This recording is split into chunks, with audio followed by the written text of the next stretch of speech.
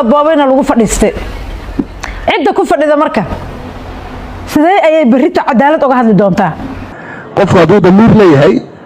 kursiga haddii loo xoogo kursigu ma dhadhamo kharaar baad dareemaysaa anuu dadkii loo soo xoogay baan ka mid ahaa waa dhexdeer ahaydoo cidda hadda boobayso qofka hadda boobayo iyo qofka loo boobayo berrito kursigan siduu muxuu ahaayay sharciyad iyo muxuu ahaa cadaalad iyo sinaan uu uga hadli doonaa baashi lahaydoo og in la boobayana loogu soo noqon doonaa waa su'aal meesha taalla iyadan dadkii hadda xildhibaanada soo noqday oon anigu ku jiray inkastoon ku jiray ayaa dareemaya baashaas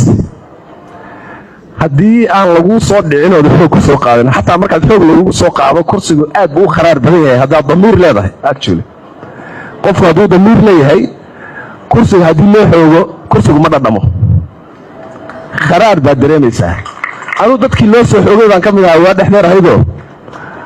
waxaan idinku dhaaranayaa iima dhadhamayn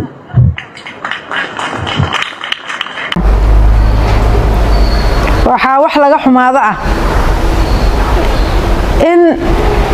kursiga ergadiisii mugdi lagu qoro